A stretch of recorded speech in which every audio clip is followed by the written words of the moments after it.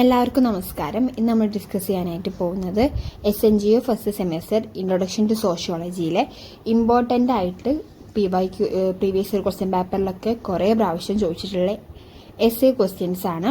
അതായത് 10 മാർക്കിന് ചോദിക്കുന്ന എസ്സേ ക്വസ്റ്റ്യൻസ് ആണ്. ഫസ്റ്റ് ക്വസ്റ്റ്യൻ ആണ് explain the origin and development of sociology. സാമൂഹ്യശാസ്ത്രത്തിന്റെ ഉത്ഭവവും വികാസവും വിശദീകരിക്കുക. അപ്പോൾ ഇതിൽ എന്തൊക്കെ പോയിന്റ്സ് ആണ് ഇൻക്ലൂഡ് ചെയ്യേണ്ടത്? മനുഷ്യൻ ഒരു സാമൂഹിക ജീവിയാണ്. മനുഷ്യൻ സമൂഹത്തിൽ ജീവിക്കുകയും സമൂഹവുമായി ബന്ധപ്പെടുകയും ചെയ്യുന്നു. സമൂഹത്തെയും സാമൂഹിക ബന്ധങ്ങളെയും സാമൂഹിക സ്ഥാപനങ്ങളെയും ശാസ്ത്രീയമായി പഠിക്കുന്ന ശാസ്ത്രമാണ് സാമൂഹ്യ ശാസ്ത്രം. 1838 ഓഗസ്റ്റ് കോംറ്റെ ആണ് സോഷ്യോളജി എന്ന പദം ആദ്യമായി ഉപയോഗിച്ചത്. അതുകൊണ്ട് അദ്ദേഹത്തെ സാമൂഹ്യ ശാസ്ത്രത്തിന്റെ പിതാവ് എന്ന് വിളിക്കുന്നു. എന്നിട്ട് സാമൂഹ്യ ശാസ്ത്രത്തിന്റെ ഉത്ഭവം എന്നുള്ള ഹെഡിങ് കൊടുത്തതിന് ശേഷം സാമൂഹ്യ ശാസ്ത്രം ഒരു ദിവസം കൊണ്ട് രൂപപ്പെട്ടതല്ല. യൂറോപ്പിലുണ്ടായ സാമൂഹ്യ രാഷ്ട്രീയ സാമ്പത്തിക മാറ്റങ്ങളുടെ ഫലമായാണ് ഇത് രൂപം കൊണ്ടത്. അപ്പൊ എന്തൊക്കെയാണ് എഴുതേണ്ടത്? മനുഷ്യൻ ഒരു സാമൂഹിക ജീവിയാണ്. മനുഷ്യൻ സമൂഹത്തിൽ ജീവിക്കുകയും സമൂഹവുമായി ബന്ധപ്പെടുകയും ചെയ്യുന്നു. സമൂഹത്തെയും സാമൂഹിക ബന്ധങ്ങളെയും സാമൂഹിക സ്ഥാപനങ്ങളെയും ശാസ്ത്രീയമായി പഠിക്കുന്ന ശാസ്ത്രമാണ് സാമൂഹ്യ ശാസ്ത്രം. 1838 ഓഗസ്റ്റ് കോംറ്റെ ആണ് സോഷ്യോളജി എന്ന പദം ആദ്യമായി ഉപയോഗിച്ചത്. അതുകൊണ്ട് അദ്ദേഹത്തെ സാമൂഹ്യ ശാസ്ത്രത്തിന്റെ പിതാവ് എന്ന് വിളിക്കുന്നു. സാമൂഹ്യ ശാസ്ത്രത്തിന്റെ ഉത്ഭവം എന്നുള്ള ഹെഡിങ് കൊടുത്തതിന് ശേഷം സാമൂഹ്യ ശാസ്ത്രം ഒരു ദിവസം കൊണ്ട് രൂപപ്പെട്ടതല്ല. യൂറോപ്പിലുണ്ടായ സാമൂഹിക രാഷ്ട്രീയ സാമ്പത്തിക മാറ്റങ്ങളുടെ ഫലമായാണ് ഇത് രൂപം കൊണ്ടത്. എന്നിട്ട് സബ് ഹെഡിങ് കൊടുക്കുക വ്യവസായ വിപ്ലവം എന്നുള്ള ഒരു ഹെഡിങ് കൊടുത്തതിന് ശേഷം 18ാം നൂറ്റാണ്ടിൽ അവസാനം യൂറോപ്പിൽ വ്യവസായ വിപ്ലവം നടന്നു. ഫാക്ടറികൾ ആരംഭിക്കുകയും ആളുകൾ ഗ്രാമങ്ങളിൽ നിന്ന് നഗരങ്ങളിലേക്ക് കുടിയേറുകയും ചെയ്തു. തൊഴിലില്ലായ്മ, ദാരിദ്ര്യം, നഗരവൽക്കരണം തുടങ്ങിയ പ്രശ്നങ്ങൾ വർദ്ധിച്ചു. ഈ മാറ്റങ്ങൾ സമൂഹത്തെ ശാസ്ത്രീയമായി പഠിക്കേണ്ട ആവശ്യകത സൃഷ്ടിച്ചു. ഇപ്പം എന്തൊക്കെയാണ്? 18ാം നൂറ്റാണ്ടിൽ അവസാനം യൂറോപ്പിൽ വ്യവസായ വിപ്ലവം നടന്നു. ഫാക്ടറികൾ ആരംഭിക്കുകയും ആളുകൾ ഗ്രാമങ്ങളിൽ നിന്ന് നഗരങ്ങളിലേക്ക് കുടിയേറുകയും ചെയ്തു. തൊഴിലില്ലായ്മ, ദാരിദ്ര്യം, നഗരവൽക്കരണം തുടങ്ങിയ പ്രശ്നങ്ങൾ വർദ്ധിച്ചു. ഈ മാറ്റങ്ങൾ സമൂഹത്തെ ശാസ്ത്രീയമായി പഠിക്കേണ്ട ആവശ്യകത സൃഷ്ടിച്ചു. അപ്പൊ ഇതാണ് വ്യവസായ വിപ്ലവത്തിൽ എഴുതേണ്ടത്. അടുത്തതാണ് ഫ്രഞ്ച് വിപ്ലവം. 1789 നടന്ന ഫ്രഞ്ച് വിപ്ലവം സ്വാതന്ത്ര്യം, സമത്വം, സാഹോദര്യം എന്നീ ആശയങ്ങൾ ലോകമെമ്പാടും പ്രചരിപ്പിച്ചു. സാമൂഹിക വ്യവസ്ഥയിൽ വലിയ മാറ്റങ്ങൾ ഉണ്ടായി. അപ്പൊ എന്തൊക്കെയാണ്? 1789 നടന്ന ഫ്രഞ്ച് വിപ്ലവം സ്വാതന്ത്ര്യം, സമത്വം, സാഹോദര്യം എന്നീ ആശയങ്ങൾ ലോകമെമ്പാടും പ്രചരിപ്പിച്ചു. സാമൂഹിക വ്യവസ്ഥയിൽ വലിയ മാറ്റങ്ങൾ ഉണ്ടായി. അടുത്തതാണ് ശാസ്ത്രീയ ചിന്തയുടെ വളർച്ച. ഒരു ഹെഡിങ് കൊടുത്ത് എഴുതുക. ശാസ്ത്രീയ പഠന രീതിയുടെ വളർച്ച സമൂഹത്തെയും ശാസ്ത്രീയമായി പഠിക്കാൻ പ്രചോദനമായി. ഇതാണ് സാമൂഹ്യ ശാസ്ത്രത്തിന്റെ രൂപീകരണത്തിന് വഴിയൊരുക്കിയത്. സാമൂഹ്യ ശാസ്ത്രത്തിന്റെ വികാസം എന്നുള്ള ഹെഡിങ് കൊടുത്തതിനു ശേഷം എഴുതുക. സാമൂഹ്യ ശാസ്ത്രത്തിന്റെ വളർച്ചയിൽ നിരവധി പണ്ഡിതന്മാർ പ്രധാന സംഭാവനകൾ നൽകി. ഓഗസ്റ്റ് കോംറ്റെ സാമൂഹ്യ ശാസ്ത്രത്തിന്റെ പിതാവ്. സോഷ്യോളജി എന്ന പേര് നൽകി. സമൂഹത്തെ ശാസ്ത്രീയമായി പഠിക്കണമെന്ന് അഭിപ്രായപ്പെട്ടു. എമിൽ ദുർഖീം സാമൂഹിക വസ്തുതകൾ എന്ന ആശയം അവതരിപ്പിച്ചു. സാമൂഹിക ഐക്യത്തിന് പ്രാധാന്യം നൽകി. കാൾ മാർക്സ് വർഗസമര സിദ്ധാന്തം അവതരിപ്പിച്ചു. സമൂഹത്തിലെ അസമത്വത്തിന് കാരണം സാമ്പത്തിക വ്യവസ്ഥയാണെന്ന് അഭിപ്രായപ്പെട്ടു. മാക്സ് വെബർ സാമൂഹിക പ്രവർത്തനത്തെ കുറിച്ച് പഠിച്ചു. വ്യക്തികളുടെ പ്രവർത്തനങ്ങൾക്ക് പിന്നിലെ അർത്ഥം മനസ്സിലാക്കാൻ ശ്രമിച്ചു. അപ്പൊ ഇതൊക്കെയാണ് എഴുതേണ്ടത്. ഒന്നുകൂടെ പറയാം. സമൂഹശാസ്ത്രത്തിന്റെ വികാസം എന്നുള്ള ഹെഡിങ് കൊടുത്തതിന് ശേഷം സാമൂഹ്യശാസ്ത്രത്തിന്റെ വളർച്ചയിൽ നിരവധി പണ്ഡിതന്മാർ പ്രധാന സംഭാവനകൾ നൽകി. ഓഗസ്റ്റ് കോംറ്റെ സാമൂഹ്യശാസ്ത്രത്തിന്റെ പിതാവ്. സോഷ്യോളജി എന്ന പേര് നൽകി. സമൂഹത്തെ ശാസ്ത്രീയമായി പഠിക്കണമെന്ന് അഭിപ്രായപ്പെട്ടു. എമിൽ ദുർഖീം സാമൂഹിക വസ്തുതകൾ എന്ന ആശയം അവതരിപ്പിച്ചു. സാമൂഹിക ഐക്യത്തിന് പ്രാധാന്യം നൽകി. കാൾ മാർക്സ് വർഗസമര സിദ്ധാന്തം അവതരിപ്പിച്ചു. സമൂഹത്തിലെ അസമത്വത്തിന് കാരണം സാമ്പത്തിക വ്യവസ്ഥയാണെന്ന് അഭിപ്രായപ്പെട്ടു. മാക്സ് വെബർ സാമൂഹിക പ്രവർത്തനത്തെ കുറിച്ച് പഠിച്ചു. വ്യക്തികളുടെ പ്രവർത്തനങ്ങൾക്ക് പിന്നിലെ അർത്ഥം മനസ്സിലാക്കാൻ ശ്രമിച്ചു. അടുത്തത് സാമൂഹ്യ ശാസ്ത്രത്തിന്റെ പ്രാധാന്യം എന്ന ഹെഡിങ് എഴുതിയതിനു ശേഷം സമൂഹത്തെ ശാസ്ത്രീയമായി മനസ്സിലാക്കാൻ സഹായിക്കുന്നു. സാമൂഹിക പ്രശ്നങ്ങൾ പഠിക്കാൻ സഹായിക്കുന്നു. സാമൂഹിക മാറ്റങ്ങൾ വിലയിരുത്താൻ സഹായിക്കുന്നു. ദേശീയ വികസനത്തിനും സാമൂഹിക ക്ഷേമത്തിനും സഹായകമാണ്. നല്ല സാമൂഹിക ബന്ധങ്ങൾ വളർത്തുന്നു. അപ്പൊ എന്തൊക്കെയാണ്? സമൂഹത്തെ ശാസ്ത്രീയമായി മനസ്സിലാക്കാൻ സഹായിക്കുന്നു. സാമൂഹിക പ്രശ്നങ്ങൾ പഠിക്കാൻ സഹായിക്കുന്നു. സാമൂഹിക മാറ്റങ്ങൾ വിലയിരുത്താൻ സഹായിക്കുന്നു. ദേശീയ വികസനത്തിനും സാമൂഹിക ക്ഷേമത്തിനും സഹായകമാണ്. നല്ല സാമൂഹിക ബന്ധങ്ങൾ വളർത്തുന്നു. എന്നിട്ട് ലാസ്റ്റ്, ഇന്ന് സാമൂഹ്യശാസ്ത്രം വളരെ പ്രധാനപ്പെട്ട ഒരു സാമൂഹിക ശാസ്ത്രമാണ്. സമൂഹത്തിലെ മാറ്റങ്ങൾ, പ്രശ്നങ്ങൾ, സ്ഥാപനങ്ങൾ, ബന്ധങ്ങൾ എന്നിവ മനസ്സിലാക്കുന്നതിലും മികച്ച സമൂഹം രൂപപ്പെടുത്തുന്നതിലും സാമൂഹ്യ ശാസ്ത്രം വലിയ പങ്ക് വഹിക്കുന്നു എന്ന് എഴുതിയതിനു ശേഷം സാമൂഹ്യ ശാസ്ത്രത്തിന് ഉത്ഭവം വികാസം വിശദീകരിക്കുക എന്ന് ചോദിച്ചാൽ ഇത്രയുമാണ് എഴുതി കൊടുക്കേണ്ടത്. ക്വസ്റ്റ്യൻ ആണ്, discuss the relationship between sociology and other social science. സാമൂഹ്യ ശാസ്ത്രവും മറ്റ് സാമൂഹിക ശാസ്ത്രങ്ങളും തമ്മിലുള്ള ബന്ധം എന്നതിനെ കുറിച്ച് എഴുതാൻ പറയുകയാണെന്നുണ്ടെങ്കിൽ എന്തൊക്കെയാണ് എഴുതേണ്ടത് നോക്കാം. ഫസ്റ്റ്, സമൂഹത്തെയും സാമൂഹിക ബന്ധങ്ങളെയും ശാസ്ത്രീയമായി പഠിക്കുന്ന ശാസ്ത്രമാണ് സാമൂഹ്യ ശാസ്ത്രം. മനുഷ്യ ജീവിതം വിവിധ മേഖലയുമായി ബന്ധപ്പെട്ടിരിക്കുന്നതിനാൽ സാമൂഹ്യ ശാസ്ത്രത്തിന് ചരിത്രം, സാമ്പത്തിക ശാസ്ത്രം, രാഷ്ട്രതന്ത്രം, മനഃശാസ്ത്രം, നരവംശശാസ്ത്രം തുടങ്ങിയ സാമൂഹിക ശാസ്ത്രങ്ങളുമായി അടുത്ത ബന്ധമുണ്ട്. ഓരോ ശാസ്ത്രത്തിനും പഠന വിഷയം വ്യത്യസ്തമാണെങ്കിലും അവ പരസ്പരം പൂരകമാണ്. സാമൂഹ്യ ശാസ്ത്രവും ചരിത്രവും തമ്മിലുള്ള ബന്ധത്തെക്കുറിച്ചാണ് പറയുന്നത്. ചരിത്രം ഭൂതകാല സംഭവങ്ങളെയും സമൂഹത്തിന്റെ വളർച്ചയെയും പഠിക്കുന്നു. സാമൂഹ്യ ശാസ്ത്രം ഇന്നത്തെ സമൂഹത്തെയും സാമൂഹിക ബന്ധങ്ങളെയും പഠിക്കുന്നു. ഇതിന്റെ ബന്ധം എന്താണ്? ചരിത്രം ഭൂതകാലത്തെക്കുറിച്ചുള്ള അറിവ് നൽകുന്നു. സാമൂഹ്യ ശാസ്ത്രം ആ അറിവ് ഉപയോഗിച്ച് ഇന്നത്തെ സമൂഹത്തെ മനസ്സിലാക്കുന്നു. രണ്ടും സമൂഹത്തിന്റെ വളർച്ചയെ പഠിക്കുന്നു. വ്യത്യാസം എന്താണ്? ചരിത്രം ഭൂതകാലം പഠിക്കുന്നു, സാമൂഹ്യ ശാസ്ത്രം നിലവിലെ സാമൂഹിക ജീവിതം പഠിക്കുന്നു. അപ്പൊ എന്തൊക്കെയാണ് സാമൂഹ്യ ശാസ്ത്രവും ചരിത്രവും തമ്മിലുള്ള ബന്ധമാണ് പറയുന്നത്. എന്താണ് ബന്ധം? ചരിത്രം ഭൂതകാലത്തെ കുറിച്ചുള്ള അറിവ് നൽകുന്നു. സാമൂഹ്യ ശാസ്ത്രം ആ അറിവ് ഉപയോഗിച്ച് ഇന്നത്തെ സമൂഹത്തെ മനസ്സിലാക്കുന്നു. രണ്ട് സമൂഹത്തിനെയും വളർച്ചയാണ് പഠിക്കുന്നത്. വ്യത്യാസം എന്താണ്? ചരിത്രം ഭൂതകാലം പഠിക്കുന്നു, സാമൂഹ്യ ശാസ്ത്രം നിലവിലെ സാമൂഹിക ജീവിതം പഠിക്കുന്നു. അടുത്തതാണ് സാമൂഹ്യ ശാസ്ത്രവും സാമ്പത്തിക ശാസ്ത്രം. സാമ്പത്തിക ശാസ്ത്രം ഉൽപാദനം, വിതരണം, ഉപഭോഗം എന്നിവ പഠിക്കുന്നു. സാമൂഹ്യ ശാസ്ത്രം സാമ്പത്തിക പ്രവർത്തനങ്ങളുടെ സാമൂഹിക സ്വാധീനം പഠിക്കുന്നു. സാമ്പത്തിക ശാസ്ത്രം ഉൽപാദനം, വിതരണം, ഉപഭോഗം എന്നിവ പഠിക്കുന്നു. സാമൂഹ്യ ശാസ്ത്രം സാമ്പത്തിക പ്രവർത്തനങ്ങളുടെ സാമൂഹിക സ്വാധീനം പഠിക്കുന്നു. തമ്മിലുള്ള ബന്ധം എന്താണ്? ദാരിദ്ര്യം, തൊഴിലില്ലായ്മ, വരുമാന അസമത്വം തുടങ്ങിയ വിഷയങ്ങൾ രണ്ടും പഠിക്കുന്നു. സാമ്പത്തിക വികസനം സമൂഹത്തെ എങ്ങനെ സ്വാധീനിക്കുന്നു എന്ന് സാമൂഹ്യ ശാസ്ത്രം വിശദീകരിക്കുന്നു. അപ്പൊ ബന്ധം എന്താണ്? ദാരിദ്ര്യം, തൊഴിലില്ലായ്മ, വരുമാനം, അസമത്വം തുടങ്ങിയ വിഷയങ്ങൾ രണ്ടും പഠിക്കുന്നു. സാമ്പത്തിക വികസനം സമൂഹത്തെ എങ്ങനെ സ്വാധീനിക്കുന്നു എന്ന് സാമൂഹ്യ ശാസ്ത്രം വിശദീകരിക്കുന്നു. അടുത്തതാണ് സാമൂഹ്യ ശാസ്ത്രവും രാഷ്ട്രതന്ത്രശാസ്ത്രവും.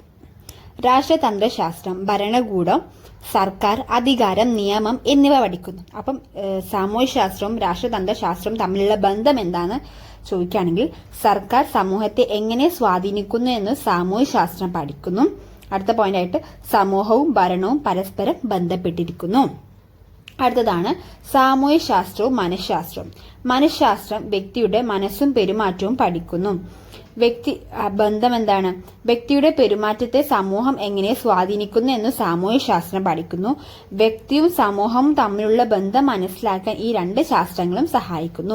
അപ്പൊ എന്താണ് സാമൂഹ്യ ശാസ്ത്രവും മനഃശാസ്ത്രവും തമ്മിലുള്ള ബന്ധം എന്താണ്? മനഃശാസ്ത്രം വ്യക്തിയുടെ മനസ്സും പെരുമാറ്റവും പഠിക്കുന്നു. ഇത് തമ്മിലുള്ള ബന്ധം എന്താണ്? വ്യക്തിയുടെ പെരുമാറ്റത്തെ സമൂഹം എങ്ങനെ സ്വാധീനിക്കുന്നു എന്ന് സാമൂഹ്യ ശാസ്ത്രം പഠിക്കുന്നു. വ്യക്തിയും സമൂഹവും തമ്മിലുള്ള ബന്ധം മനസ്സിലാക്കാൻ ഈ രണ്ട് ശാസ്ത്രങ്ങളും സഹായിക്കുന്നു. ഓക്കെ, അടുത്തതാണ് സാമൂഹ്യ ശാസ്ത്രവും നരവംശശാസ്ത്രവും തമ്മിലുള്ള ബന്ധം. നരവംശശാസ്ത്രം മനുഷ്യന്റെ ഉദ്ഭവം, സംസ്കാരം, ഗോത്രവർഗങ്ങൾ എന്നിവ പഠിക്കുന്നു. ഇത് തമ്മിലുള്ള ബന്ധം എന്താണ്? രണ്ടും സമൂഹത്തെയും സംസ്കാരത്തെയും പഠിക്കുന്നു. മനുഷ്യ ജീവിതത്തെ സമഗ്രമായി മനസ്സിലാക്കാൻ സഹായിക്കുന്നു. രണ്ടും സമൂഹത്തെയും സംസ്കാരത്തെയും പഠിക്കുന്നു. മനുഷ്യ ജീവിതത്തെ സമഗ്രമായി മനസ്സിലാക്കാൻ സഹായിക്കുന്നു. ഈ സാമൂഹ്യ ശാസ്ത്രത്തിന്റെ പ്രാധാന്യം എന്ന് കൊടുത്തതിന് ശേഷം എന്തെഴുതാം? സമൂഹത്തെ ശാസ്ത്രീയമായി മനസ്സിലാക്കാൻ സഹായിക്കുന്നു. സാമൂഹിക പ്രശ്നങ്ങൾ പഠിക്കാൻ സഹായിക്കുന്നു. സാമൂഹിക മാറ്റങ്ങൾ വിലയിരുത്താൻ സഹായിക്കുന്നു. മറ്റു സാമൂഹിക ശാസ്ത്രങ്ങളുമായി ചേർന്ന് സമൂഹത്തെ വികസനത്തിന് സഹായിക്കുന്നു. എന്നിട്ട് ലാസ്റ്റ് നിങ്ങൾ എഴുതേണ്ടത് സാമൂഹ്യ ശാസ്ത്രവും മറ്റ് സാമൂഹിക ശാസ്ത്രങ്ങളും പരസ്പരം ബന്ധപ്പെട്ടവയാണ്. ഓരോ ശാസ്ത്രത്തിനും പ്രത്യേക പഠന മേഖലയുണ്ടെങ്കിലും മനുഷ്യ സമൂഹത്തെ സമഗ്രമായി മനസ്സിലാക്കാൻ ഇവയെല്ലാം ഒരുപോലെ പ്രധാനമാണ്. അപ്പൊ ഇതാണ് എഴുതേണ്ടത്. അപ്പോൾ എന്താണ്? Discuss the relationship between sociology and other social science എന്നുള്ള ക്വസ്റ്റ്യൻ വരികയാണെന്നുണ്ടെങ്കിൽ ഇത്രയും പറഞ്ഞ കാര്യങ്ങളാണ് എഴുതേണ്ടത്. അടുത്ത ക്വസ്റ്റ്യൻ ആണ് explain culture and its element in detail. സംസ്കാരവും അതിന്റെ ഘടകങ്ങളും വിശദീകരിക്കുക. Explain culture and its element in detail. First എഴുതേണ്ടത് സമൂഹത്തിലെ ഓരോ വ്യക്തിയുടെയും ജീവിതത്തെ സ്വാധീനിക്കുന്ന പ്രധാന ഘടകമാണ് സംസ്കാരം. ഒരു സമൂഹത്തിന്റെ ജീവിത രീതി, വിശ്വാസങ്ങൾ, ആചാരങ്ങൾ, മൂല്യങ്ങൾ, ഭാഷ, കല, മതം, നിയമങ്ങൾ തുടങ്ങിയവയുടെ ആകെ തുകയാണ് സംസ്കാരം. ഓരോ സമൂഹത്തിനും അതിന്റേതായ പ്രത്യേക സംസ്കാരമുണ്ട്. വ്യക്തിയുടെ സ്വഭാവവും പെരുമാറ്റവും രൂപപ്പെടുത്തുന്നതിൽ സംസ്കാരത്തിന് വലിയ പങ്കുണ്ട്. അപ്പൊ എന്താണ് എഴുതേണ്ടത്? സമൂഹത്തിലെ ഓരോ വ്യക്തിയുടെയും ജീവിതത്തെ സ്വാധീനിക്കുന്ന പ്രധാന ഘടകമാണ് സംസ്കാരം.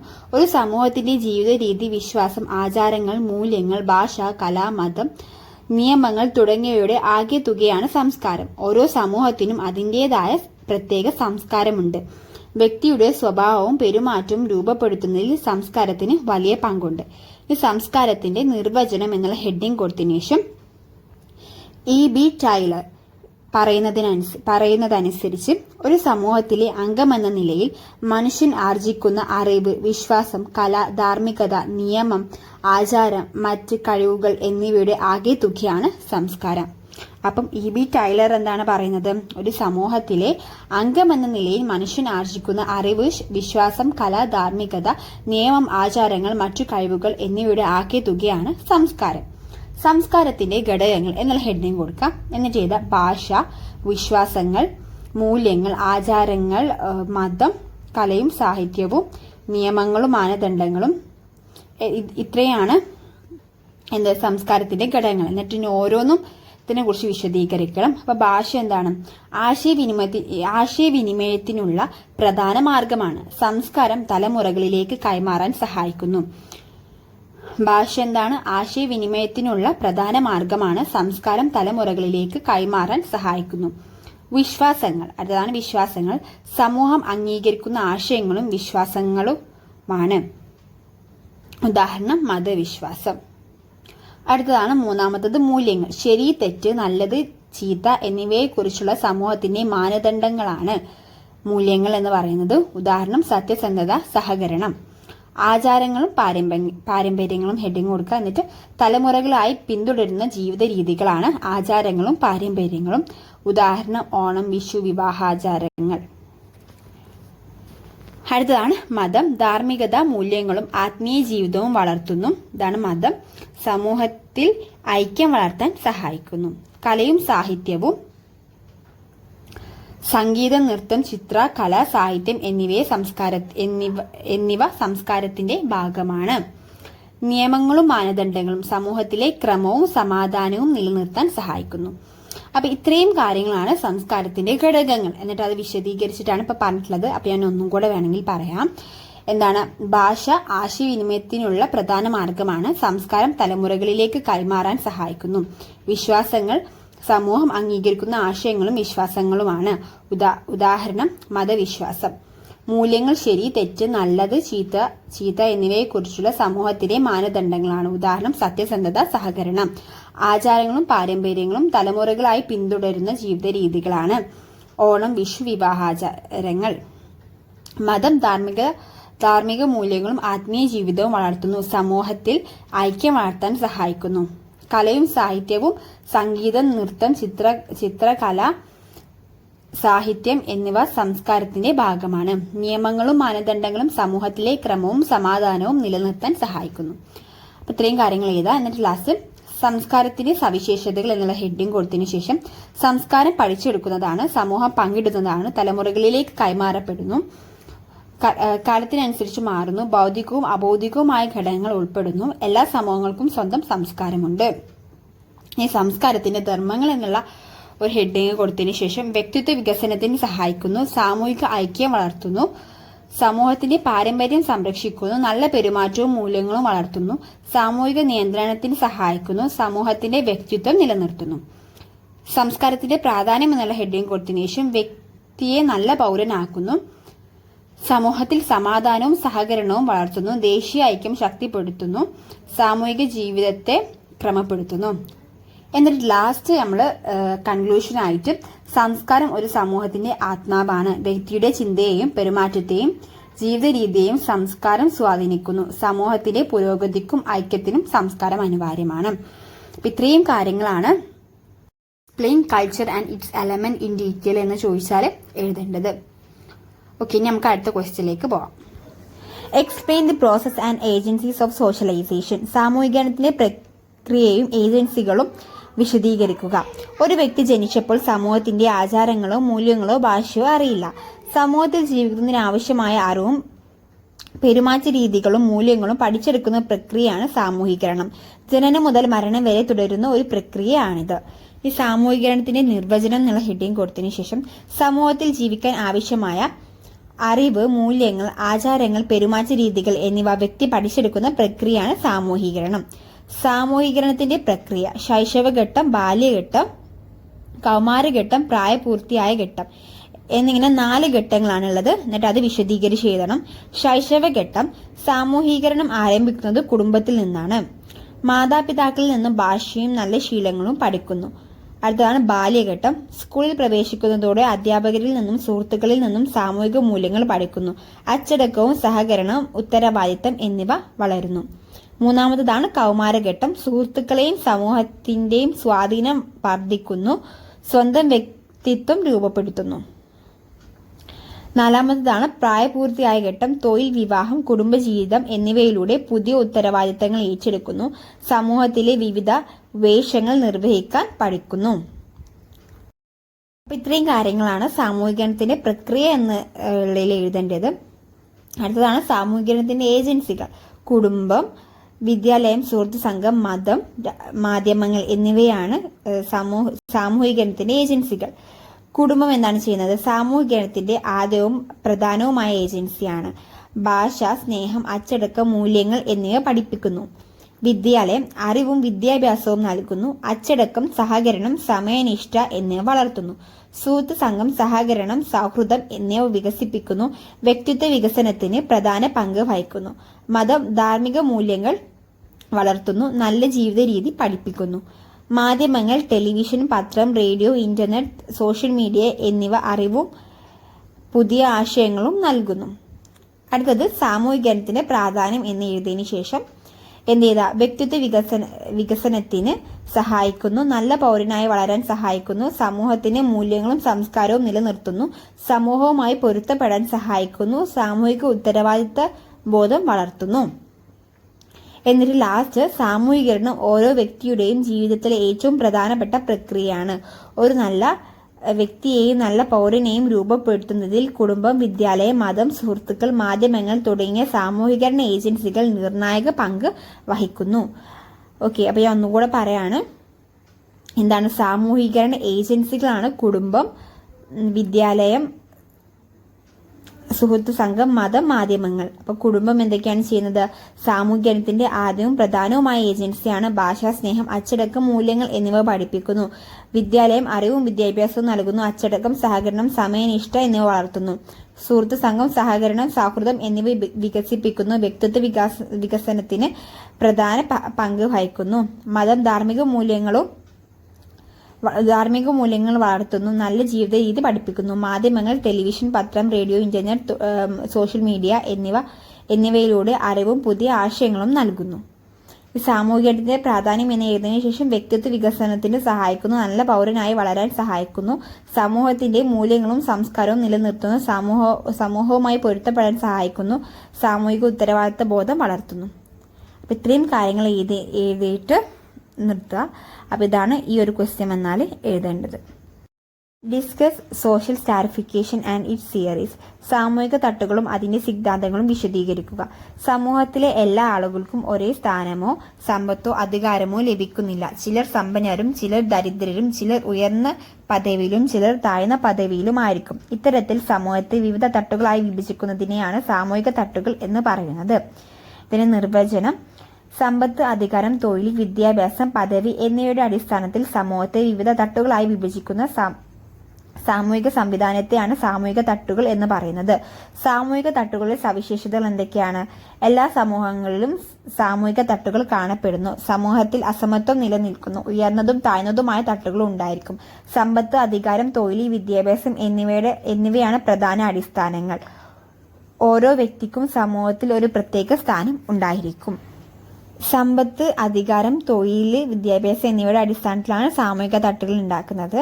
ഇപ്പൊ കൂടുതൽ സമ്പത്തുള്ളവർ ഉയർന്ന തട്ടില്, അധികാരമുള്ളവർ ഉയർന്ന സ്ഥാനം, തൊഴിലനുസരിച്ച് സാമൂഹിക പദവി, വിദ്യാഭ്യാസം സാമൂഹിക സ്ഥാനം ഉയർത്താൻ സഹായിക്കുന്നു. സാമൂഹിക തട്ടുകളുടെ സിദ്ധാന്തം. പ്രവർത്തനവാദ സിദ്ധാന്തം ഡേവിസും വിൽബർട്ടും അവതരിപ്പിച്ചു. ഈ സിദ്ധാന്തം ഡേവിസും വിൽബർട്ടും അവതരിപ്പിച്ചു. സമൂഹത്തിലെ ഓരോ ജോലിക്കും വ്യത്യസ്ത പ്രാധാന്യമുണ്ട്. കൂടുതൽ ഉത്തരവാദിത്തമുള്ള ജോലികൾ ചെയ്യുന്നവർക്ക് കൂടുതൽ പ്രതിഫലവും ഉയർന്ന സ്ഥാനവും ലഭിക്കുന്നു. അതിനാൽ സാമൂഹിക തട്ടുകൾ സമൂഹത്തിന്റെ സുഗമമായ പ്രവർത്തനത്തിന് സഹായകമാണെന്ന് ഈ സിദ്ധാന്തം പറയുന്നു. അടുത്ത സിദ്ധാന്തമാണ് സംഘർഷ സിദ്ധാന്തം. ഈ സിദ്ധാന്തം കാൾ മാർക്സ് അവതരിപ്പിച്ചു. സമൂഹം 2 പ്രധാന വർഗങ്ങളായി വിഭജിക്കപ്പെട്ടിരിക്കുന്നു. സമ്പന്നർ, തൊഴിലാളികൾ. സമ്പന്നർ തൊഴിലാളികളെ ചൂഷണം ചെയ്യുന്നു. ഈ ചൂഷണമാണ് സാമൂഹിക അസമത്വത്തിനും വർഗ സമരത്തിനും കാരണം. അപ്പം 2 സാമൂഹിക തട്ടുകളുടെ സിദ്ധാന്തങ്ങളാണുള്ളത്. പ്രവർത്തനവാദ സിദ്ധാന്തവും സംഘർഷ സിദ്ധാന്തവുമാണ്. പ്രവർത്തനവാദ സിദ്ധാന്തം കൊണ്ടുവന്നിട്ടുള്ളത് ഡേവിസും വിൽബർട്ടും ആണ്. സമൂഹത്തിൽ ഓരോ ജോലിക്കും വ്യത്യസ്ത പ്രാധാന്യമുണ്ടെന്നും കൂടുതൽ ഉത്തരവാദിത്തമുള്ള ജോലികൾ ചെയ്യുന്നവർക്ക് കൂടുതൽ പ്രതിഫലവും ഉയർന്ന സ്ഥാനവും ലഭിക്കുന്നു. അതിനാൽ സാമൂഹിക തട്ടുകൾ സമൂഹത്തിന്റെ സുഗമമായ പ്രവർത്തനത്തിന് സഹായമാണെന്ന് ഈ സിദ്ധാന്തം പറയുന്നു. സംഘർഷ സിദ്ധാന്തം എന്നാണ് പറയുന്നത്. ഈ സിദ്ധാന്തം കാൾ മാർക്സ് ആണ് അവതരിപ്പിച്ചത്. സമൂഹം 2 പ്രധാന വർഗങ്ങളായി വിഭജിക്കപ്പെട്ടിരിക്കുന്നു. സമ്പന്നർ, തൊഴിലാളികൾ. സമ്പന്നർ തൊഴിലാളികളെ ചൂഷണം ചെയ്യുന്നു. ഈ ചൂഷണമാണ് സാമൂഹിക അസമത്വത്തിനും വർഗ സമരത്തിനും കാരണം. ഈ സാമൂഹിക തട്ടുകളുടെ പ്രാധാന്യമാണ് അടുത്തത് പറയുന്നത്. സമൂഹത്തിന്റെ ഘടന മനസ്സിലാക്കാൻ സഹായിക്കുന്നു. അസമത്വത്തിന്റെ കാരണം പഠിക്കാൻ സഹായിക്കുന്നു. സാമൂഹിക വികസനം വിലയിരുത്താൻ സഹായിക്കുന്നു.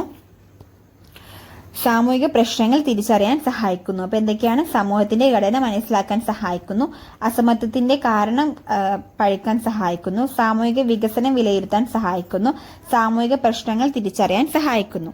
എന്നിട്ട് ലാസ്റ്റ് കൺക്ലൂഷൻ എന്ന രീതിക്ക് സാമൂഹിക തട്ടുകൾ എല്ലാ സമൂഹങ്ങളിലും കാണപ്പെടുന്ന ഒരു പ്രധാന സാമൂഹിക പ്രതിഭാസമാണ്. ഇത് സമൂഹത്തിലെ അസമത്വത്തെയും സാമൂഹിക സ്ഥാനങ്ങളെയും മനസ്സിലാക്കാൻ സഹായിക്കുന്നു. പ്രവർത്തനവാദവും സംഘർഷ സിദ്ധാന്തവും സാമൂഹിക തട്ടുകളെ വ്യത്യസ്ത കാഴ്ചപ്പാടുകളിൽ വിശദീകരിക്കുന്നു എന്ന് എഴുതിയിട്ട് ഈ ഒരു എസ്സേ കംപ്ലീറ്റ് ചെയ്യാം. ഇനി വേറെ 2 ക്വസ്റ്റ്യൻസും കൂടി ഡിസ്കസ് ചെയ്യാനുണ്ട്. അപ്പം അത് അടുത്ത വീഡിയോയിൽ ഡിസ്കസ് ചെയ്യുന്നതായിരിക്കും. അപ്പം അടുത്ത വീഡിയോയിൽ 2 എസ്സേയും പിന്നെ ഒരു ഇമ്പോർട്ടൻ്റ് ആയിട്ടുള്ള വേറൊരു എസ്സേയും കൂടി ഡിസ്കസ് ചെയ്യുന്നതായിരിക്കും. അപ്പോൾ thank you for watching. Channel subscribe ചെയ്യാത്ത എല്ലാവരും സബ്സ്ക്രൈബ് ചെയ്യുക, ലൈക്ക് ചെയ്യുക. അപ്പോൾ ഇത്രയേ ഉള്ളൂ ഇന്നത്തെ വീഡിയോ. Thank you.